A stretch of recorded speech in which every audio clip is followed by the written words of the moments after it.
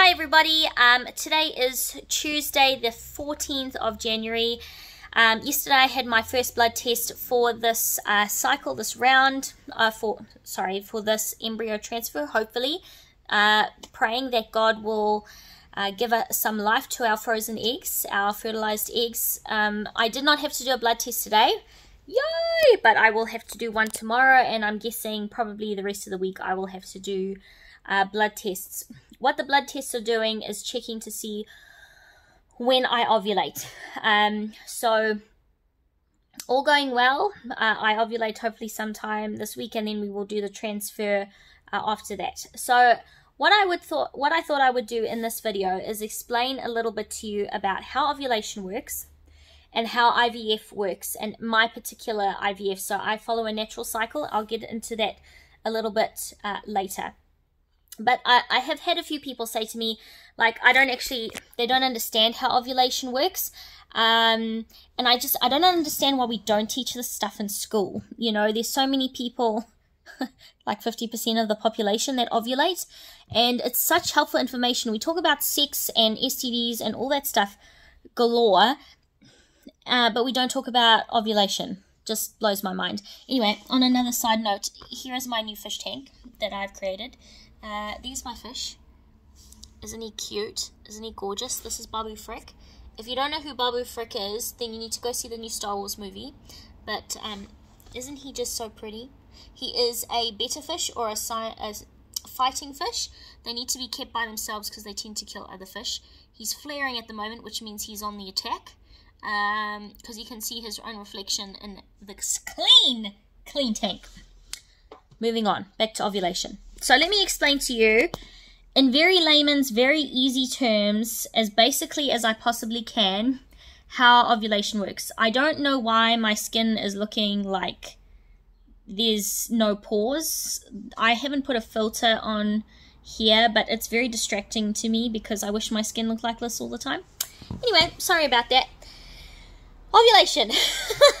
Can you tell I haven't made videos in a while, that I get distracted and that I'm still not used to talking to a little hole, a little tiny hole, camera hole I'm talking about. Moving on. So what happens, ladies? We have between a 28 and I think it's a 35 is a normal cycle. Is a normal cycle from period to period, basically. So we're going to talk about working off like a 28 day because it's just easier to do math that way. If you don't track your period already, I really recommend that you do. Even if you're not looking to get pregnant, it is really helpful just to kind of get an idea of how regular you are. Are you consistent in how many days your cycle is?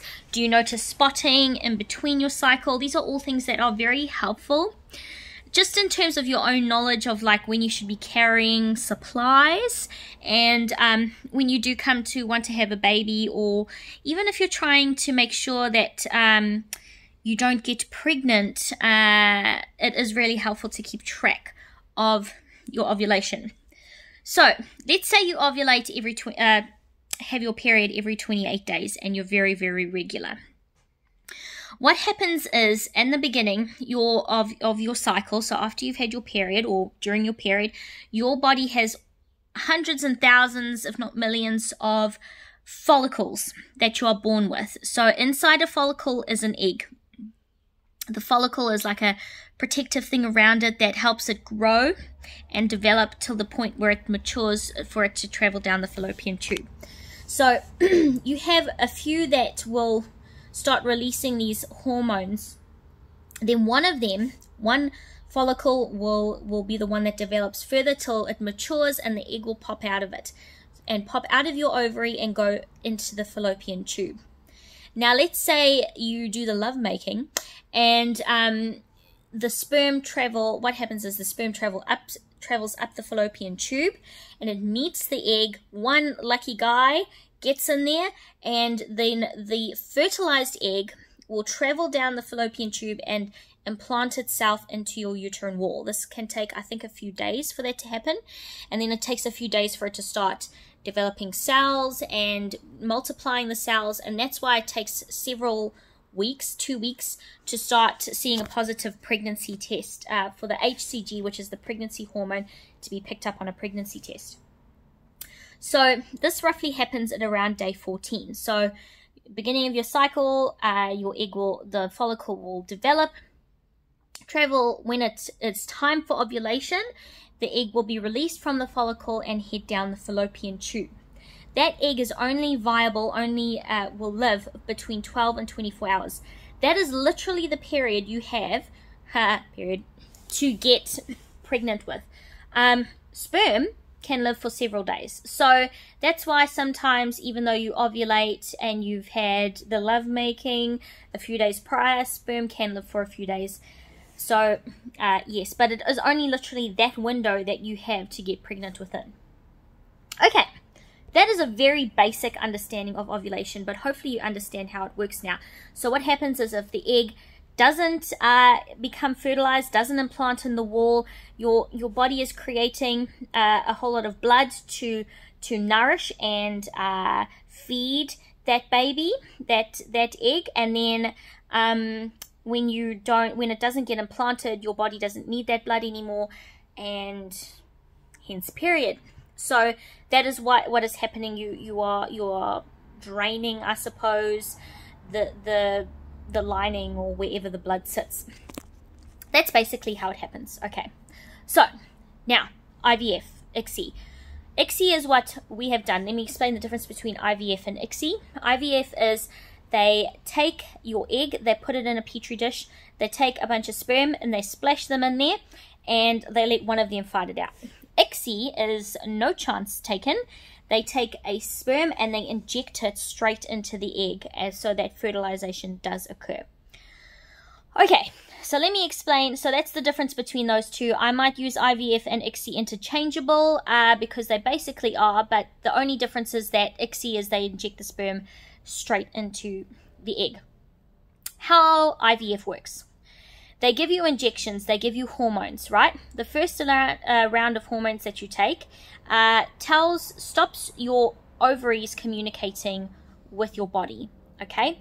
Then they give you some other injections to take, more drugs, and what those drugs do is it tells your ovaries to work overtime. So instead of releasing one follicle, they release lots more. So for most people, it's like 5, 10. For me, it was 26. That's a lot of follicles. That's a lot of eggs, okay? But the reason why they're trying to get as much stimulation going as they can is the more eggs you have, the more you have to work with, okay? When it comes time, when they see that you've got lots of follicles to work with, they're looking nice and plump, they're looking nice and good, they will retrieve the eggs. They do that while you are awake. They give you a sedative, a very strong sedative, but you are awake. They go up your vagina into your ovaries and they drain out those eggs. Then they take the eggs, put them in a petri dish, zap some sperm in there, or they inject the sperm straight in.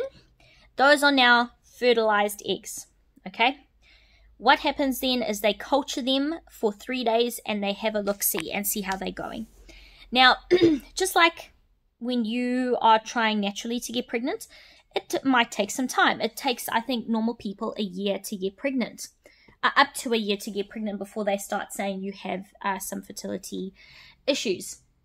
So just like a normal cycle where things always don't pan out, you're not going to necessarily have all 26, as I did, of your eggs develop into embryos. Okay, so day 3, they have a look, they see how they're going, they go, oh yep, those are looking good. Some of them haven't progressed on further.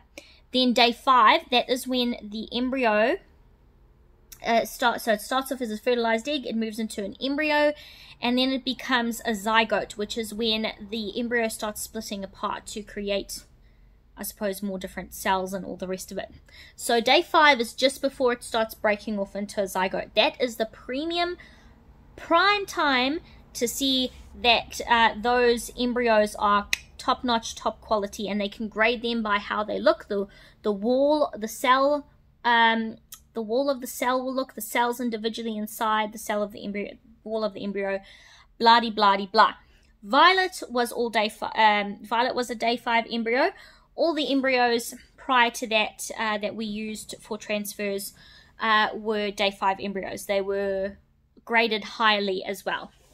So what we have left are fertilized eggs. They're basically day 1s, if you want to call them that. They're basically the sperm meeting the egg in the fallopian tube style thing. Now, I ovulate normally. I ovulate fine. I have a regular cycle. So there's some women who don't ovulate regularly, who don't ovulate at all, and so they need other drugs and other stimulations to help them keep that embryo inside. Because I ovulate fine, I follow what is called a natural cycle. So what happens is, when the blood tests I'm doing are to check when I ovulate. When I have ovulated, they will see that. And let's say that our fertilized eggs are then defrosted on the day I ovulate, because remember, ovulation is the day that the egg and the sperm meet. So I have egg and sperm that have met. They're in a frozen petri dish in Green Lane. They will defrost them on the same day that I ovulate. Then they will culture them until day 3. If any of them look viable, they will put one back in at day 3. They're doing it the 3rd day like I would ovulate. So that's what they mean, why they call them day 3 and day 5. So they don't put, sorry, this is where it gets confusing, that I don't ovulate and then they put one back in, because then it's early. It's too early. My body is busy creating the getting itself all ready with all the blood and everything to hold a human being in there, right? To grow a baby. So if they put it in too early, it could mess up the natural cycle. That is why they put it in at day 3 of your ovulation, or at day 5 of your ovulation. Does that make sense? Okay, so they don't put it in the day you ovulate. They follow your natural cycle, where it would naturally go. So at day 3 or day 5, it would have moved from the fallopian tube and into the uterine wall, and they implant it straight into your uterine wall. That is how it works, okay? Now, when it comes to the whole IVF thing, so I have done the stimulation. I got a whole bunch of eggs, and they fertilized many of those. 6 of them were embryos. 5 of them are now fertilized frozen eggs. That is what is called 1 round of IVF. So Myke and I are able to try every single one of those. So let's say we got pregnant with the first embryo and we had 5 embryos left. We can try every single one of those embryos. Okay, that is 1 round. New Zealand will fund you 2 rounds, 2 full rounds of IVF. But if you get pregnant and you use up all your eggs in the first, or embryos in the first round, that is it. They fund you basically up 1 round. So if you get pregnant in the first round and then you've got no more embryos left, that's it. They won't fund you another round. Does that make sense? So we get to use all of these from 1 round. But let's say none of our fertilized eggs develop on into embryos, or we try them all and none of them work. They won't fund us another round of injections and all that stuff. We will have to pay for that ourselves. All right. Hopefully that makes sense. I hope that kind of helps you understand a little bit about your own ovulation and why you should track it and why you should understand it a little bit better.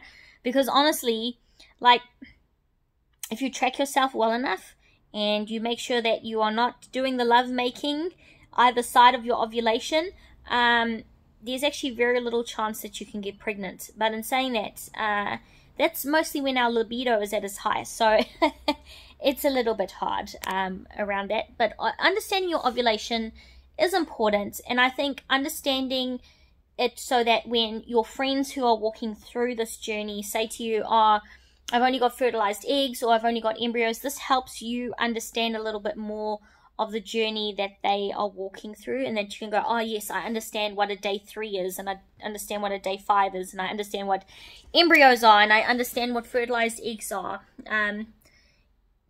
Hopefully that gives you a little bit of clarity. If not, I will make another video and hopefully explain it a little bit better to you. At the moment, I'm feeling really good. It's getting close to ovulation, so of course I'm feeling good, because naturally your body seems to be a lot better around then. But in terms of how I'm feeling about everything, I'm really sensing that whatever the outcome, it's what God has planned for us. So yeah, I know I will be sad if it doesn't work out. I know Mike and Violet will be very sad if it doesn't work out, but at the moment I'm feeling okay. Tomorrow might be a very, very different story, but we'll see. Yeah, that's basically it. There's not a lot of news to report other than I've got to have blood tests every now and then. There's not a lot of excitement, so much waiting. This whole thing is just waiting, more waiting, but more waiting after that. And that's all there is to this journey. But yeah, it's frustrating and scary, but I'm feeling okay at the moment, so hopefully that's a good thing. I started back at work, and so I think that's also helped things a little bit. There's other things to distract me and keep me from worrying about all this stuff. So there you have it. Hopefully this all makes sense. If not, I will try and maybe do another video if it doesn't, with diagrams and pictures, or just go watch some on YouTube that medical places have done up for you. But I think understanding it, I really do, it makes a big difference when I don't have to try and explain it to each individual person and I can see they've got this confused look on their face. I think just trying to understand the process makes people feel a lot better, like they can talk to you about it without having to give you a long explanation. It means a lot more when you understand not all the lingo, but just understanding the basics so that they can talk to you about it freely, and know that you've got their back. That's me anyway. Hopefully that's helpful, and I will see you next time. Bye.